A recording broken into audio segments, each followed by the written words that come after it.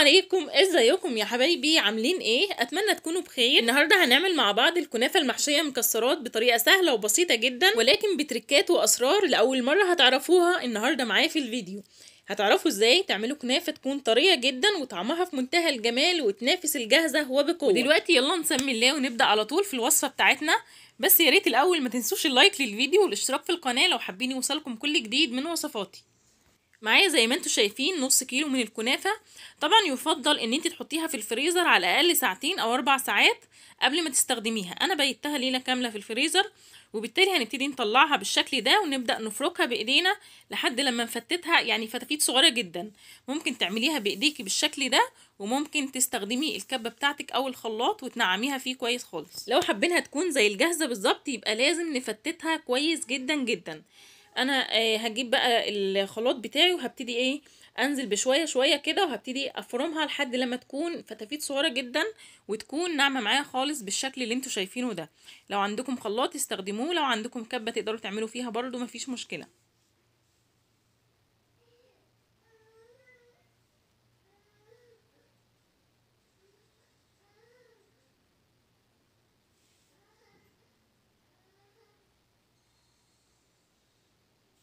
بالظبط كده، يعني 5 6 لفات كده لحد لما تكون ناعمه معاكي جدا بالشكل ده. وبعد كده هنبتدي نفضيها، وطبعا هكمل باقي الكميه نص كيلو بنفس الطريقه.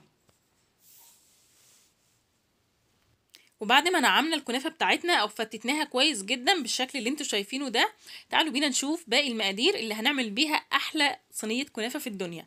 معايا سمنه سايحه ومعايا سكر.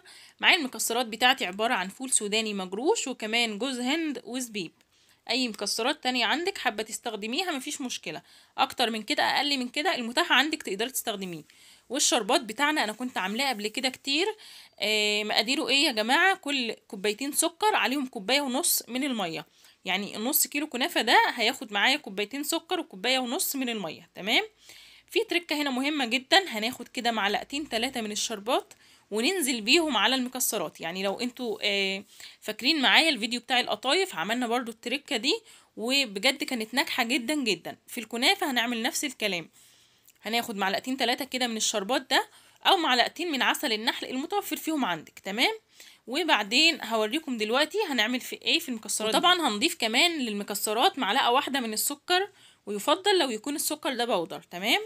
بعد كده هنجيب الصينيه اللي احنا هنعمل فيها الكنافه ونبتدي نبطنها كويس جدا بالسمنه. طيب لو انا ما عنديش كميه سمنه كفايه، ممكن اعمل الكنافه بسمنه على زيت، مفيش مشكله، بس نخلي نسبه الزيت تكون قليله شويه عن السمنه. هنبطن الصينيه بتاعتنا كويس جدا بالشكل اللي انتوا شايفينه ده. بعد كده هاخد نص كميه الكنافه وهنزل بيها في الصينيه. التركه دي مهمه جدا، في ناس بتاخد السمنه وتفضيها على الكنافه. لا، جربوها بالطريقه دي، فضوا نص كميه الكنافه بالشكل ده من غير ما تضيفوا ليها السمنه، يعني من غير ما تقلبوا فيها السمنه بره. تمام. بعد كده يا اما تضغطوها بايديكم كويس، يا اما ممكن نجيب صينيه تكون اصغر من الصينيه اللي احنا بنعمل فيها. تمام. ونبتدي نضغط كده علشان نساوي الكنافة بتاعتنا كويس جدا. خلاص، بعد ما اتأكدنا ان احنا ضغطناها كويس جدا، هنبتدي نسقيها السمنة بتاعتنا. نص كمية كوباية السمنة اللي معانا دي هناخد نصها ونسقي بيها الكنافة كويس جدا. تمام. ونركز على الأحرف طبعا زي ما انتوا شايفين.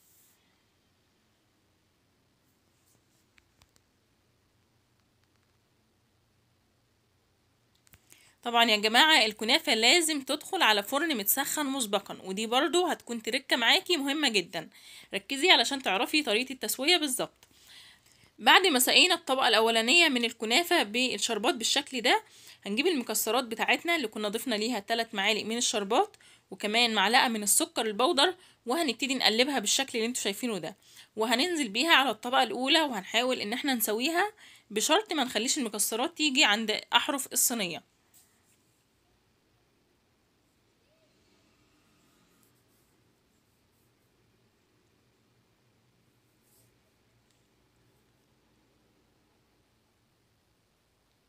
بالظبط كده زي ما انتوا شايفين.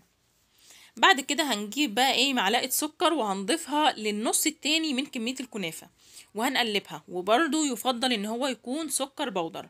طيب انت ليه ضفتي في النص التاني من الكنافة سكر وما ضفتيش في النص الاول؟ يعني في النص التاني علشان يعني السكر وسخونية الصينية طبعا هيبتدي يكرمل، فمن وجهة نظري بلاش في الطبقة الاولانية سكر. تمام، ضفنا الطبقة التانية بالشكل اللي انتوا شايفينه ده. بعد كده هنبتدي كمان نسقيها ببقية كمية السمنة المتوفرة معانا، بس قبل ما نسقيها هنضغطها ونحاول نخلي ضغطنا للطبقة التانية ده ما يكونش جامد زي الطبقة الأولى، يعني يا دوب بس كده عايزين نسويها. تمام، عشان المكسرات اللي في النص برضو ما تطلعش معاكي ناشفة، لا تكون معاكي برضو فيها براح كده لما تيجي تسقيها الشربات، يعني تشرب معاكي وتكون طرية، ما تكونش ناشفة زيادة عن اللازم. تمام، بعد كده زي ما قلت لكم هننزل ببقيه كميه السمنه بالشكل ده.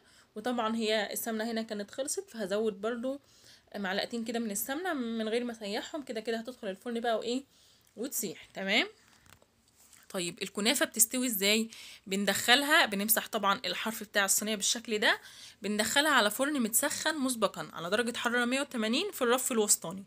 الفرن بتاعنا شغال من تحت، بس اول ما تبتدي الاحرف بتاعتها تتحمر بنبتدي ايه نشغل الشوايه عليها ونخلي بالنا علشان ما تتلسعش مننا.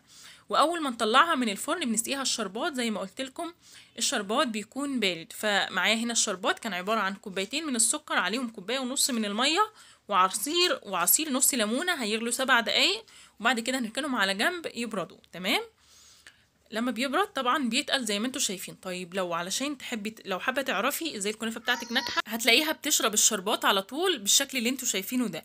طيب علشان بقى الكنافه بتاعتنا تكون طريه كده وجميله زي اللي بنشتريها من المحلات، بعد يا جماعه ما بنسقيها الشربات وتشربه بنبتدي نجيب ستريتش راب او مثلا كيس مطبخ نظيف او كيس تلاجة، وهنبتدي نغطيها ونغطي باي حاجه فوق الكيس، يعني مثلا صينيه تكون اكبر او غطا او اي حاجه بقى نغطي عليها كويس جدا ونسيبها، هتبتدي تطرى معاكي وتكون في منتهى الجمال.